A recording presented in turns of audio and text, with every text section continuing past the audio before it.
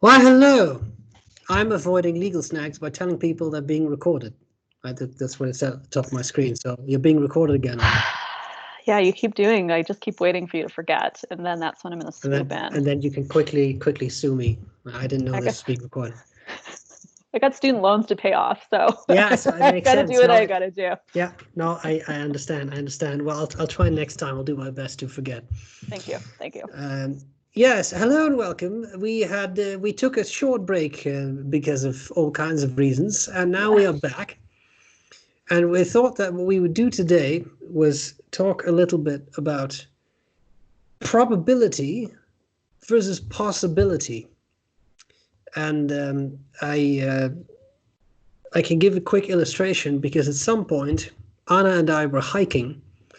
And we like to, that is, when I say we, I mainly mean Anna likes to observe birds. Yeah. So we were at some sort of little outlook type thing, and we were looking at some ducks. There were baby ducks. Yeah. And whereas the day before or something, ducklings, yes. Ducklings. Yeah. Whereas the day before the ducklings' parents were around in that lake, that day they were not. So we started to speculate on what could have happened to the parents, and one explanation was that maybe the parents were killed in violence from a rival gang of ducks from the other lake. It's a two-lake sort of area where we were.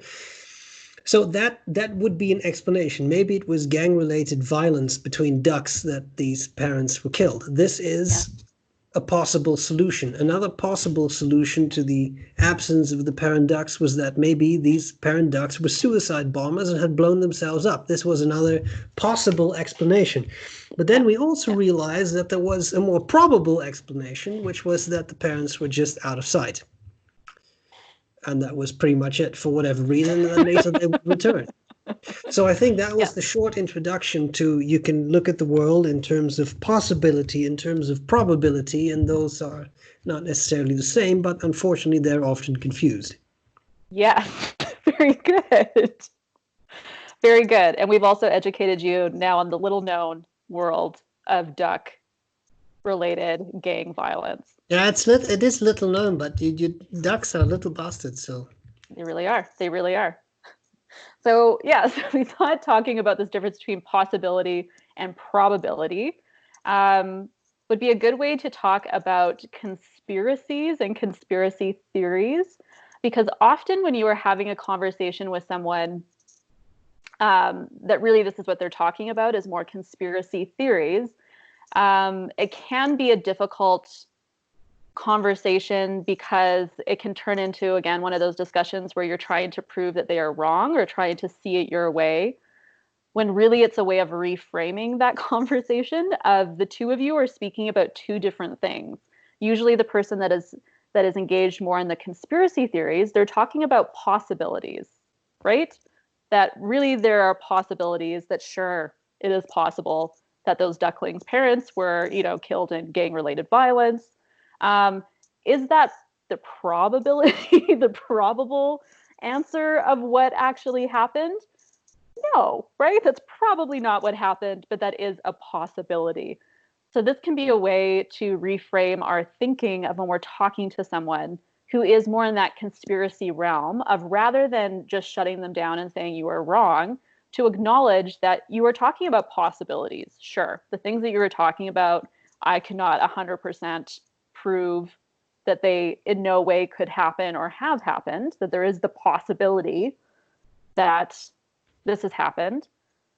But is it the most probable explanation of what is happening? Anything you want to add to that before maybe we talk about some conspiracies or talk about?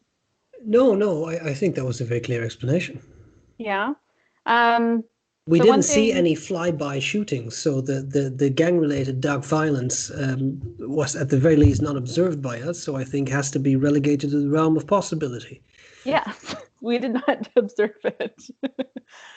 So I think then, right, that within that probability realm is when you're coming back more into what we've talked about with that more evidence-based, the type of authorities you're looking at, that probability is based more on that kind of evidence that you have, right? You're looking at the evidence rather than the various possibilities. Because yes, we could have stood there all day thinking of reasons, possible reasons for why these ducklings were by themselves. And really these possibilities were coming up because I wanted to go down and save the ducklings, and Stephen thought that was ridiculous. So yeah, the whatever. image of like you carrying around ducklings in a sweater was no.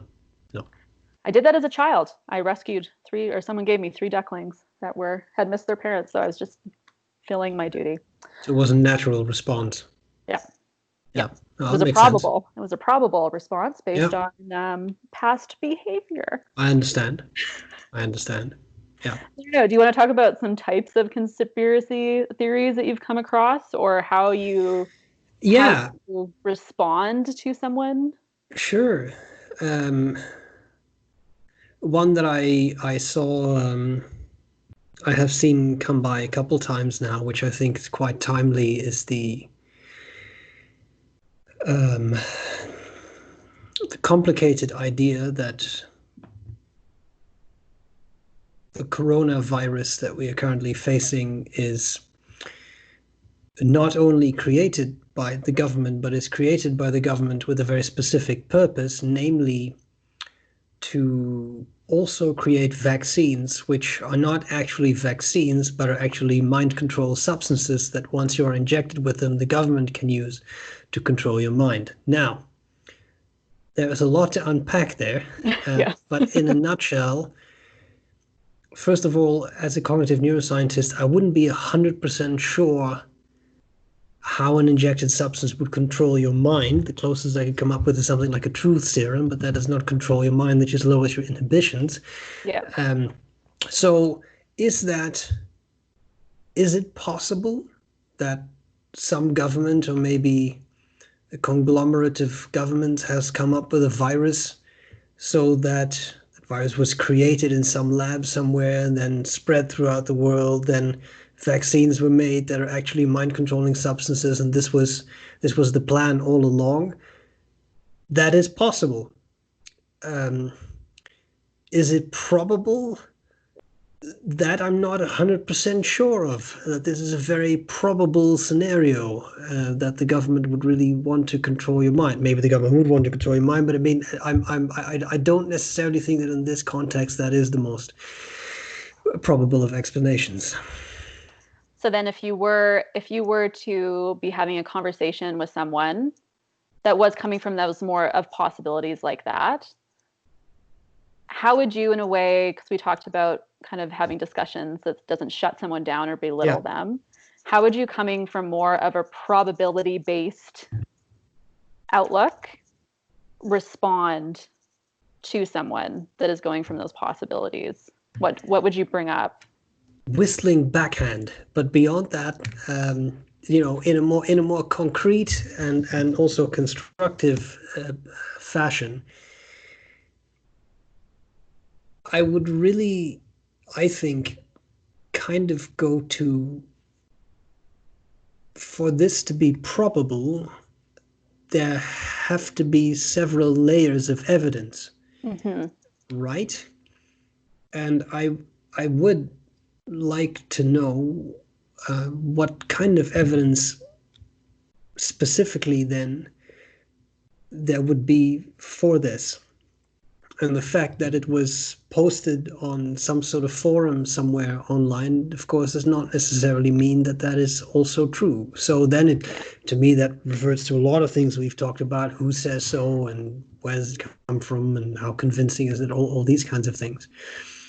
But to me, that would be, I think, an important aspect of how probable is this. And I think another question then also becomes what would be involved. This is a very extreme example, right, that I gave, but think of everything that would have to be in place government labs creating viruses, government labs creating these vaccines, developing this mind control substance, which nobody can talk about because that would be a very secret project. So how many people would have to be sworn to secrecy on pain of incredible punishments? Do you really think that is very likely? Do you really think that it is very likely? This is a completely different example, but that the moon landing was faked and everything that would be involved in that, with the studios and everyone recording it cannot talk about it and all that. Do you think that is likely? It is absolutely possible. Yes. But what would be required to make that probable? Yeah. That's a great example, because I still remember my mother telling me that my great-grandmother went to her grave not believing that the moon landing happened, that it was all because that's a good example, because I think it really polarized it really polarized people. I think with that example as well, because I'm sure there's many different ways of looking at conspiracy theories, but I really put conspiracy theories into two different camps. That I think there's some fun conspiracy theories that I don't think it does really that much harm to talk about them, or you find them kind of tantalizing. I would put the moon landing in that category, because really what changes, actually maybe a lot changes a better world, but I don't think it's really harmful for some people to be like the moon landing was fake. Things like UFOs, I loved the X-Files, so I love kind of, I don't believe a lot of these conspiracy theories, but hearing them is kind of fun. Things like Bigfoot. So I kind of put those in the semi-harmless conspiracy theories. Yes. And I can understand the appeal of why someone might want to talk about them and read things about them. Mainly because I think it's like tied to folklore, and we have, this, I don't know, innate connection, I think, with folklore to try to explain inexplainable things in our world with these stories. On the other hand, I see some conspiracy theories as being very harmful, and there are certain possibilities that I do not even really like to engage with certain people. And one specific example, I was listening to this podcast with someone, and it was a podcast on conspiracy theories, and they had this expert on that was an expert in all these theories.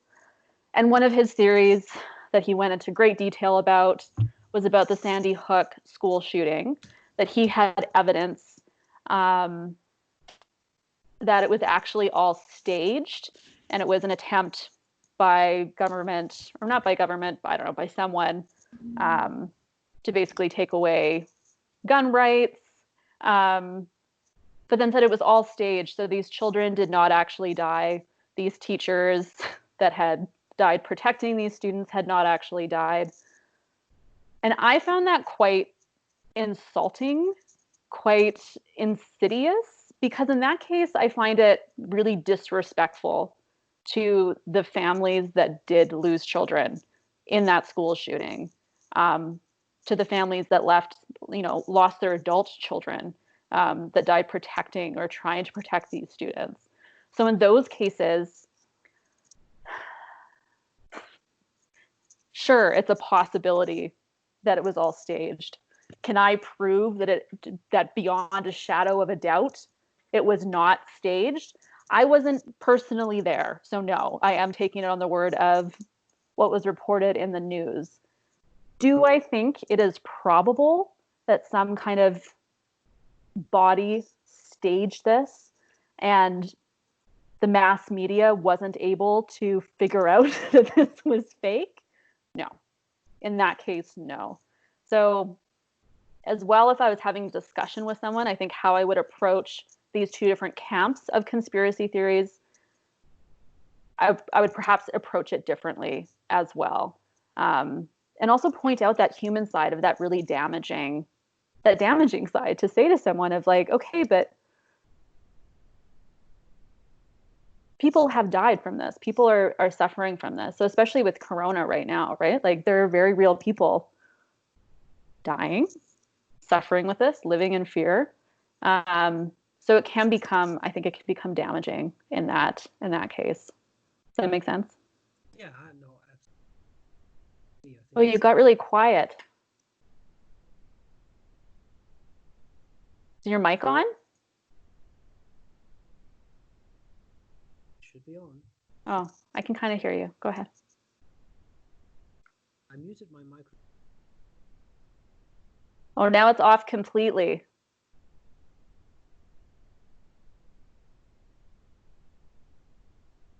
It's the ducks. No, nothing.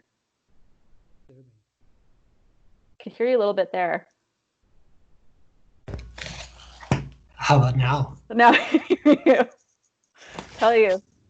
Okay, now that's out of the way.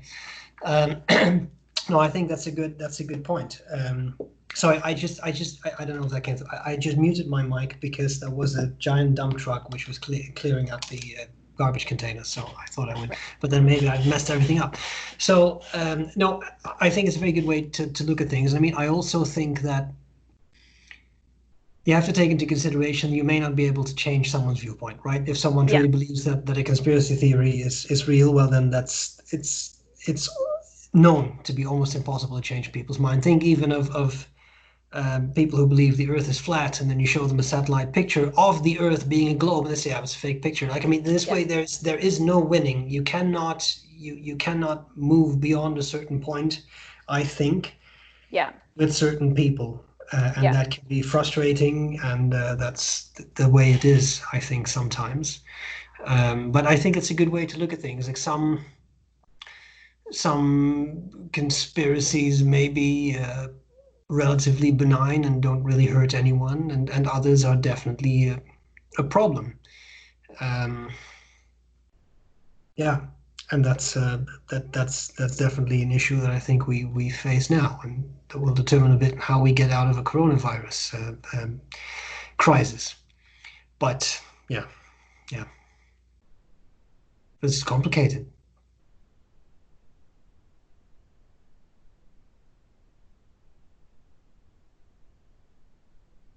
Are you still alive?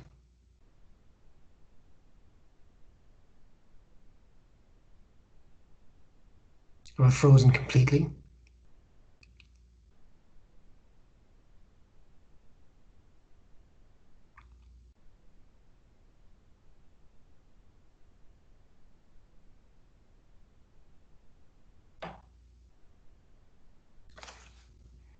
Oh, I'm back. You are back. You are back. It's okay. Sorry.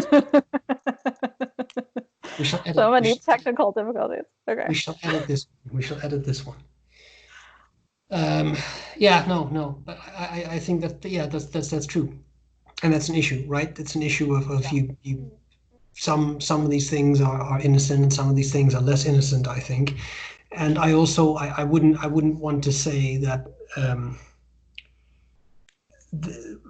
because I can foresee this being a comment. I also don't think we're suggesting that everything that comes out of, say, a government should be taken without any critical thought, and should all be taken with a little bit of skepticism is also very healthy, I think. But yeah, there's a fine line between blindly trusting those in power and not trusting it to the point that you aren't taking that kind of probable evidence into account as well. That there is a balance here, and that is our critical thinking, right? Being able to navigate that very fine line. Yeah. So I think this is a good way, though, to something to remind yourself when you see these type of things on different social media, or when you're talking to someone, that it is really what is happening is you are talking about two different things. One person is talking about possibilities, but you are talking about probability. And I think that ties into what you're saying of you can't change someone's mind because you aren't on the same level at that point, right? One person's talking about one thing and you were talking about something completely different. So I think to at least, if you are able to at least even recognize that, that can be a way for you to even disengage and realize that it might be pointless to engage further. I think so. And again, I think that if you do want to have that discussion, then trying to make this clear to people and asking them about the probability of everything they believe in could be a good start. But I think that in some cases they will just be so convinced that the way they see it is absolutely correct, and they're so deeply into that it will be impossible to change their viewpoints. Yeah. I think that's all I had to. It could also, like, again, it could be right? If maybe at some point there will be a coronavirus vaccine, and maybe then at that point all the minds will be controlled by the government. They could be right. Yeah. It could happen. It It's is a possibility. It is a possibility.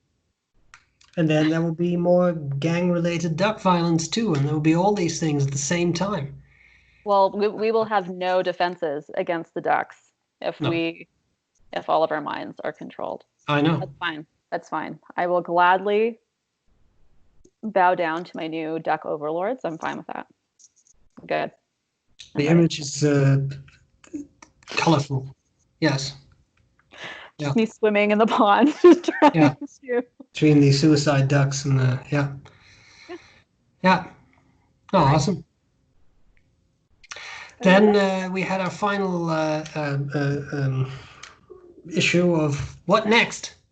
What next? So something I'd like to talk about next is a notion of the difference between ignorance and ignoring something, which is a concept that I came across in The Handmaid's Tale, teaching it this last semester. So I think I'd like to talk about that a little bit, and critical thinking, how choosing to ignore something is not the same as being ignorant about something. Yeah, I think it's very interesting. Yeah. So that one's coming up next.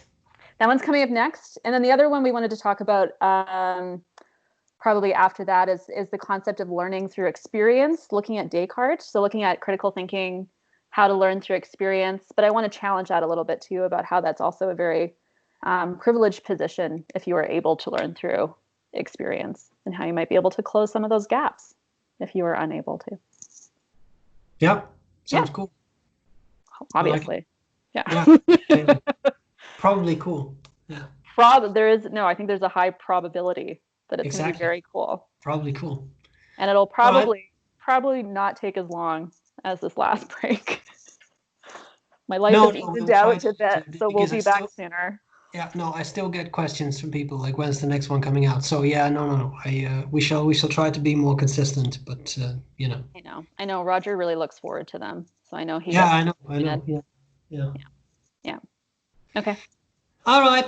Thank you all very much. Bye.